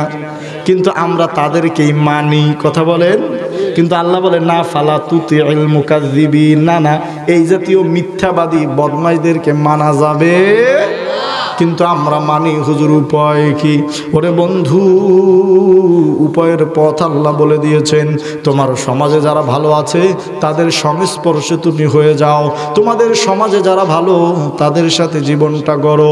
আর তাও যদি না পারো, এই সমাজের কাউকে যদি তোমার বিশ্বাস না হয়, তোমার উপস্থিতিতে ইমাম সাহেব আছে তাকে তোমার ভালো লাগে না, যে মুয়াজ্জিন আছে ভালো লাগে না, যেই পীর সাহেব তোমার আছে তাকে তোমার ভালো লাগে না, তাহলে তুমি একটা কাজ করো, যারা দুনিয়া থেকে বিদায় নিয়ে চলে গেছে তাদের একটু জীবনীটা তুমি পড়ো, তাদের জীবনী পড়ে তার মতো হওয়ার চেষ্টা করো। দেখবা দুনিয়ায় তুমি জান্নাতের মেহমান হয়ে গিয়েছো। তারপরেও তুমি একটা কাজ করো, আর কাউ মার রাকিঈন, রুকুকারী সত্যবাদী, ওয়াকুনু মা'আস সাদিকিন, এই সকল সত্যবাদীদের সাথে থাকো। সুবহানাল্লাহ। এত সুন্দর পরামর্শ কোরআন ছাড়া আর কেউ দেবে? এই সারা পৃথিবীর সব আপনাকে ডাকতেছে জাহান্নামের দিকে, সব আপনাকে ডাকতেছে সুদের দিকে, সব আপনাকে ডাকতেছে ঘুষের দিকে, সব আপনাকে ডাকতেছে বেহায়াপনার দিকে, সব আপনাকে ডাকতেছে অশ্লীলতার দিকে, গান বাদ্যের দিকে। কথা বলুন ঠিক কিনা? একমাত্র কোরআন আপনাকে ডাকছে জান্নাতের দিকে। সুবহানাল্লাহ। সুতরাং কোরআনের পথে যদি আমরা ফিরে আসি তাহলেই শান্তি, তাহলেই মুক্তি। কথা বলুন ঠিক কিনা? ফর্মুলা কি? বলে নবী যা বলছে, আল্লাহ যা বলছে তা তুমি মানো, আর কাফের মুশরিক বেঈমানরা যা কিছু বলছে তা তুমি ছেড়ে দাও। আর ঠিক তেমনি ভাবে যে সকল মিথ্যাবাদী দুষ্ট খারাপ লোক আছে তাদেরকে তোমরা অনুসরণ করো না, কিন্তু আমরা তাদেরকেই অনুসরণ করি বেশি। কথা বলেন ঠিক কিনা? হ্যাঁ যুবক ভাইরা, তোমাদের কাছে আমার একটা দাবি, বাবা তোমরা খারাপ লোকদের অনুসরণ করবা না ভালো লোকদের? খারাপ লোক না ভালো লোকদের? বলে হুজুর ভালো কারা তা তো দেখি না। একটা কথা বলে দিয়ে যায়, ভালো সেই লোক এই মুহূর্তে যে 5 ওয়াক্ত নামাজ পড়ে। সুবহানাল্লাহ। কোন যুবকটা ভালো? এই যুগে যেই ছেলেটা নেশা করে না ওই ছেলেটাই ভালো। কথা বলেন ঠিক কিনা? হুজুর কে ভালো? এই যুগে যেই ছেলেটা মা বাবার খিদমত করে সেই ভালো। ঠিক কিনা? ওরে বন্ধু, আপনি ধনী মানুষ, আপনি বড় লোক, আপনি কাকে মানবেন? হুজুর কেউ তো টাকা দিতে চায় না, কেউ পয়সা দিতে চায় না, এর মধ্যে ভালো কে? এই যেই জমানায় মানুষ শুধু নিজের টাকা বাড়াইতে চায়, সুদের মাধ্যমে বাড়াইতে চায় টাকা লাগাইয়া, ওই সময় এই লোকটা ভালো যে একটু দান বেশি করে। কথা বলেন ঠিক কিনা? ওরে বন্ধু, এক একটা দিক দিয়ে তুমি এক একজনকে মানবা। নামাজের ক্ষেত্রে মানবা ওই মুরব্বীরে যেই মুরব্বীটা 5 ওয়াক্ত নামাজ পড়ে। ঠিক কিনা? রোজার ক্ষেত্রে মানবা যেই লোক সবসময় রোজা রেখে আবার ভালো আমল করে তাকে মানবা। ও মা, আপনি মানবেন কাকে? নায়িকাকে? না না না, আপনার জমানায় যেই মহিলাটা সুন্দর করে চলে তাকে। কথা বলেন ঠিক কিনা? ওরে বন্ধু, আমি যখন এই মজলিসে আসলাম দেখেছি হুজুর এই মসজিদের জন্য, মাদ্রাসার জন্য, এই মাহফিলের জন্য বড় কষ্ট করে আপনাদের কাছে হাত পেতেছে। আপনারা হৃদয় উজাড় করে দিয়ে দান করেছেন। প্রশ্ন হলো হুজুর এই দানে আমাদের কি হবে? কিছুই তো দেখি না। আল্লাহ বলে শোন শোন শোন, এই দানে একটা কাজ হবে। মাসালুল্লাযীনা ইউনফিকুনা আমওয়ালাহুম ফি সাবিলিল্লাহ কামাসালি হাববাতিন আম্বাতাত সাবআ সানাবিলা ফি কুল্লি সুমবুলাতিন মিয়াতু হাব্বা। যারা এই মজলিসে দান করেছো 1 টাকা, আল্লাহ কোরআনে বলে এই দানের কারণে তোমার শাখা হবে 60টা। কয়টা? 60টা। আর প্রত্যেক শাখায় বিচি হবে 100টা। কয়টা? তাহলে একটা টাকায় শাখা হইল কয়টা? 60টায় বিচি হবে কয়টা? 100টা। 100টা করে তাহলে হইল কয়টা? 700। 1 টাকায় কত টাকা? ওরে বন্ধু, এটা আল্লাহ কোরআনে বলে দিয়েছে, আমাদের বুঝে আসে না। আল্লাহ কয় তোমাদের বোঝানোর জন্য কিছু উদাহরণ আমি রাখছি, আপনারা শুনবেন তো। এগুলো কোরআনের ব্যাখ্যা, আমি শুধু আপনাদেরকে শুনিয়ে যাচ্ছি আয়াত বলে বলে। ওরে বন্ধু, এখন বুঝে আসে না? একটা ছোট্ট উদাহরণ দিলে আপনি বুঝবেন আপনার এই দিনের রাস্তায় মেহনতটা কত উপকারী। একটু আগে আপনাদেরকে একটা বললাম যে ইমানের উপরে বাধা আসলে বাড়ে, আপনি ইমানের প্রতি উদ্বুদ্ধ হয়ে যাবেন। আবার এই মসজিদ মাদ্রাসার জন্য, এই কোরআনের জন্য আপনি যে 2 টাকা 5 টাকা দান করেছেন, এটা কেমনে বারে? আপনি তো আখেরাতে দরকার নাই, দুনিয়ার ভিতরে এই মর্যাদা আল্লাহ আপনাকে দিয়ে দিবে। সুবহানাল্লাহ। বলে হুজুর দেখি টেকি না তো, আপনারা তো বই পড়েন না, আপনারা তো ঘোরেন না, এই জন্য দেখেন না। আল্লাহ বলে শোন, এই দুনিয়ার ভিতরে কিছু নেককার বান্দা আছে, তাদের দান আমি দুনিয়ার ভিতরে দেখাইয়া দেই। আব্দুল্লাহ ইবনে মুবারক রহমাতুল্লাহ আলাইহি ওই জমানার সবচেয়ে বড় আলিম ছিলেন। এত বড় আলিম যে তার মজলিসের ভিতরে প্রায় 40,000 ছাত্র উপস্থিত থাকতো। মাইকের ব্যবস্থা ছিল না, 1200 ছিল মুকব্বির। সুবহানাল্লাহ। হুজুর বলো, আল্লাহওয়ালা বুজুর্গ দিনদার পীর সাহেব মানুষ, বড় শাইখুল হাদিস, বড় মুহাদ্দিস। যারা হাদিস পড়েছে আব্দুল্লাহ ইবনে মুবারকের নাম শুনে নাই একজনও নাই। হাজার হাজার হাদিস তার মুখস্থ। এলাকার সবচেয়ে বড় আলিম, সবচেয়ে বড় বুজুর্গ, সবচেয়ে বড় পীর। মাদ্রাসার কোনো গন্ডি নাই, বাড়ির সামনে যেই গাছ, গাছে বসে পড়ায়। 40,000 ছাত্র উপস্থিত। হজের মৌসুম ঘনায় আসছে। ওরে বন্ধু, অন্তরের কান লাগাইতে হবে, মনোযোগ লাগবে। আপনি কি কাজ করছেন আপনি তো জানেন না। আব্দুল্লাহ ইবনে মুবারক, হজের মৌসুম হয়ে গেছে, কিছু শাগরেদ, কিছু মুরিদ এসে বলে হুজুর প্রত্যেক বছর তো হজে যাই, এবার একটু আপনার সাথে হজে যাব। আপনি হলেন আমাদের রাহবার, হজের নিয়ম কানুন, দোয়া দুরুদ সব কিছু আপনি জানেন। কারণ রুকনে ইয়ামানির সামনে দোয়া করতে হয়, হাজারে আসওয়াদের সামনে দোয়া করতে হয়, তওয়াফের পরে 2 রাকাত নামাজ পড়তে হয়। সাধারণ অনেক মানুষ জানে না, এই জন্য আপনি বড় আলিম মানুষ, আপনার সাথে আমরা একটু হজে যাব, আপনি নেবেননি? হুজুর বলে বাবা তোমাদের যদি সম্বল হয় চলো, অমুক দিন আমরা এখান থেকে রওনা করব। বিমানের যুগ নাই, বাসের যুগ নাই, একমাত্র বাহন হলো উট আর ঘোড়া কিংবা গদা বা খচ্চর, যার উপরে তারা আরোহণ করত। কত তারিখ? অমুক তারিখ, ওই সময় যেখানে আমি পড়াই ওখান থেকেই কাফেলা চলবে। টাকা পয়সা রেডি, বিশাল কাফেলা প্রস্তুত হয়ে গেল। আব্দুল্লাহ ইবনে মুবারক ঘর থেকে বের হয়েছে, গাট্টি বস্তা যা কিছু ছিল আগেই কিছু পাঠিয়ে দিয়েছে ময়দানে। ওই সময় যার উট সে উঠে মোটামুটি হাওদা করে বানিয়ে নিয়েছে, ঘোড়ায় হাওদা করে বানিয়ে নিয়েছে। যার যা কিছু সম্বল নিয়ে রওনা করবে, যার যার টাকা পয়সা শুধু তার কাছে। আব্দুল্লাহ ইবনে মুবারক সকালবেলা যখন রওনা করবে, দূরের সফর 2-3 মাসের, যাওয়ার আগে একটু সবার থেকে বিদায় নিতে হয়। যখন দেখবেন বিদেশ যায় ছেলেটা, মা বাবা, আপনজন, ভাই বোন, ছোট্ট সবার কাছে বিদায় নেয়। পাড়া প্রতিবেশী চেনেও না, কথাও হয় না, তারেও একটু নিয়ে বিদায় নেয়। আব্দুল্লাহ ইবনে মুবারক আল্লাহওয়ালা বুজুর্গ মানুষ রওনা করে দিয়েছে। সকালবেলা সবার থেকে যখন বিদায় নেওয়া হয়ে গেল, দেখে তাকায় ঘরের ভিতরে ছোট্ট ছেলেটা নাই। বিবি গো, আমার ছোট্ট বাচ্চাটা কোথায়, কি ব্যাপার? ওরে তো আমি দেখছি না, ওর থেকে একটু বিদায় নিতে হবে। চারদিকে তাকায় দেখে কোথাও নাই। আব্দুল্লাহ ইবনে মুবারক পেরেশান হয়ে খুঁজতে লাগলেন। কাফেলাও তো রেডি, কিছুক্ষণের মধ্যেই কাফেলা হিজাজের উদ্দেশ্যে, মক্কার উদ্দেশ্যে রওনা করবে। আব্দুল্লাহ ইবনে মুবারক একটু উকুঝুঁকি মারল, আবার পানিতে পড়লো কিনা, কোনো জায়গায় হারায় গেল কিনা। জমানার বড় আলিম, মনে রাখতে হবে কথা। একটু সামনের দিকে তাকায় দেখে ছোট্ট মানুষ খুব কান্না করতে করতে তার একদম হেফসি ছুটে গেছে। কাঁদতে কাঁদতে দৌড়ায় দৌড়ায় আসতেছে।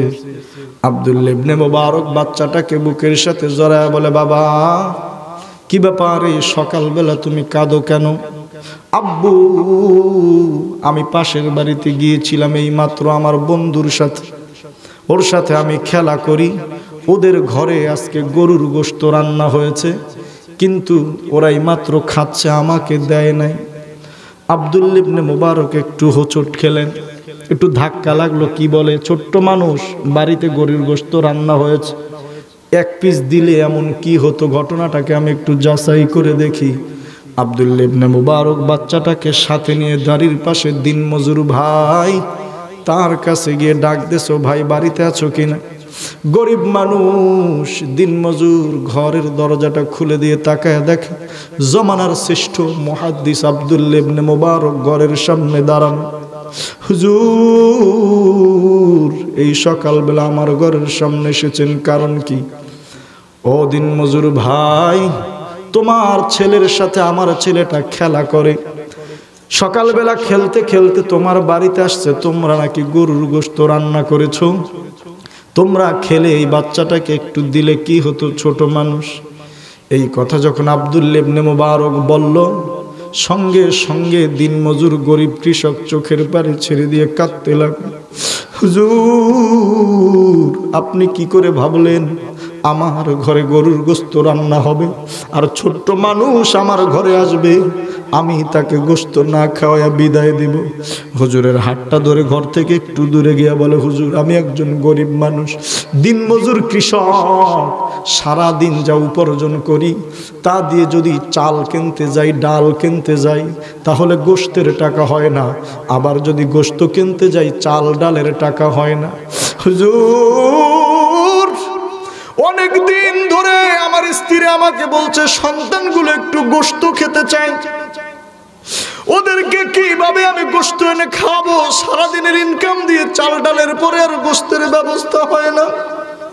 হুজুর, গতকালকে যখন আমি সকালবেলা কাজের উদ্দেশ্যে রওনা করেছি, যাইতে একটা নদী বাজে, ওই নদীর পাশ দিয়ে যখন আমি যাই, তাকায় দেখি নদীর মধ্যে একটা গরু মরে পড়ে আছে।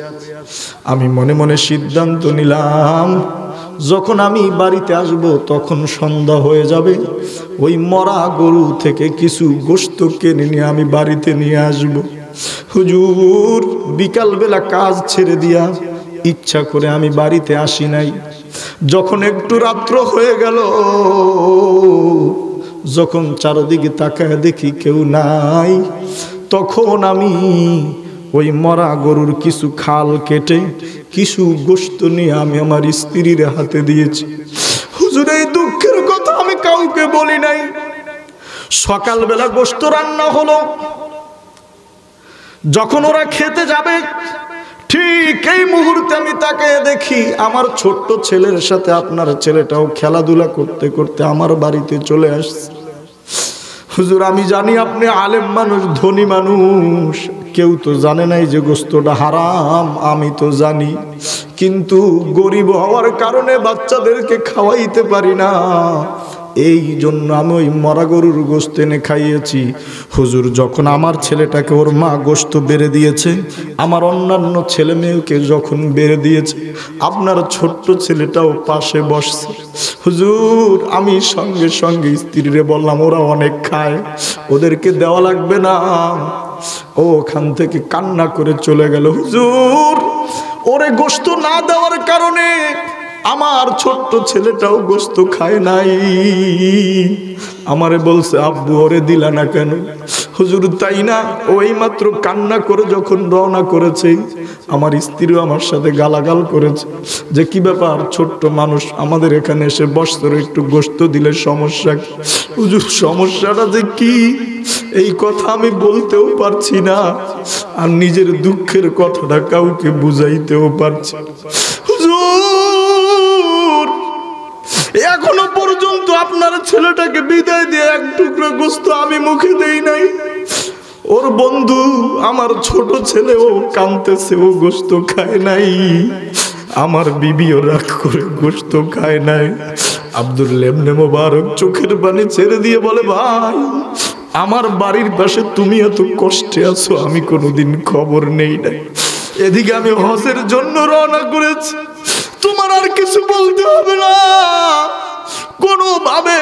সবাইকে গিয়ে বাধা দাও, কোনো কিছু বলতে হবে না, তাদেরকে গিয়ে বাধা দাও। আব্দুল্লাহ ইবনে মুবারক হজের যেই জমানো টাকা দিনমজুর কৃষক ভাইয়ের হাতে দিয়ে বললেন, ভাইরে এই গোশতটা, এই টাকাটা তুমি নিয়ে যাও, তোমার প্রয়োজন পূর্ণ করে দাও। ও বন্ধু, দীর্ঘ ঘটনা, আমি সেদিকে যাব না। গোশতের টাকাগুলো আব্দুল্লাহ ইবনে মুবারক তার হাতে দিয়ে দিলেন। আব্দুল্লাহ ইবনে মুবারক আস্তে করে ঘরের ভিতরে ঢুকে গেলেন। এবার ঘরের ভিতরে ঢুকে আব্দুল্লাহ ইবনে মুবারক চোখের পানি ছেড়ে দিয়ে কাঁদা শুরু করে দিলেন। ভাইরা আমার, আব্দুল্লাহ ইবনে মুবারক ঘরের ভিতরে যখন ঢুকলেন, হজের 8 তারিখ, 9 তারিখ, 10 তারিখ যখন আসলো, মিনা আরাফার যখন সময় হলো, মুজদালিফার যখন সময় হলো, ঘরের ভিতরে বসে বসে আব্দুল্লাহ মুবারক চোখের পানি ছেড়ে দিয়ে কাঁদতেছে আর বলে, মালিক এই বছর আমার হজে যাওয়া হলো না। আল্লাহ, আমি এই বছর হজে যাইতে পারলাম না। 9 তারিখ যখন আরাফার দিন হলো, ঘরের দরজা বন্ধ করে চোখের পানি ছেড়ে দিয়ে কাঁদতেছে। 10 তারিখ চোখের পানি ছেড়ে দিয়ে কাঁদতেছে। হজের মৌসুম শেষ হয়ে গেল। ও বন্ধু, হজের মৌসুম শেষে যখন হাজী সাহেবেরা ফিরে আসছে, স্বাভাবিকভাবে সুন্নত হলো হাজী সাহেবদেরকে একটু স্বাগত জানানোর জন্য মানুষকে যেতে হয়। আব্দুল্লাহ ইবনে মুবারক হাজী সাহেবদের যেদিন ফেরার সময় হলো, তিনি ওনার এলাকা ছেড়ে দিয়ে একটু মেন দরজায় গিয়ে দাঁড়ালেন, মেন রাস্তায় গিয়ে দাঁড়ালেন। যখন হাজী সাহেবদের কাফেলা আসতেছে, আব্দুল্লাহ ইবনে মুবারক তাদেরকে গিয়ে স্বাগত জানানোর জন্য সালাম দিবেন, ঠিক এই মুহূর্তে হাজী সাহেবরা ডাক দিয়ে বলে, হুজুর আপনি কি হজ থেকে আমাদের আগে আগে ফিরে আসছেন নাকি? আল্লাহু আকবার! আব্দুল্লাহ ইবনে মুবারক, আমি তো হজে যাই নাই। হাজী সাহেবরা বলে, হুজুর কি বলেন? আমরা যখন আরাফার ময়দানে ওকুফ করেছি, আপনি তো আমাদের সাথে ছিলেন। সুবহানাল্লাহ। আমরা যখন বাইতুল্লাহ তওয়াফ করেছি, আপনি তো আমাদের সাথে ছিলেন। আমরা যখন জামরায় কঙ্কর নিক্ষেপ করেছি, আপনি তো আমাদের সাথে ছিলেন। আব্দুল্লাহ ইবনে মুবারক চোখের পানি ছেড়ে দিয়ে কাঁদে আর বলে, মালিক আমার বুঝতে বাকি নাই, আমার হজের জমানো টাকাটা ওই গরিব দুঃখীকে দিয়ে দেওয়ার কারণে তুমি আমাকে হজ্জে মাবরুরের সওয়াব দিয়ে দিয়েছো। ও বন্ধু, এই জন্য আপনাদেরকে বলি, এটা একটা উদাহরণ। আল্লাহ বলে, মাসালুল্লাযীনা ইউনফিকুনা আমওয়ালাহুম ফি সাবিলিল্লাহ কামাসালি হাববাতিন আম্বাতাত সাবআ সানাবিলা ফি কুল্লি সুমবুলাতিন মিআতু হাব্বা ওয়াল্লাহু ইউদাঈফু লিমান ইয়াশা ওয়াল্লাহু ওয়াসিউন আলীম। সুবহানাল্লাহ।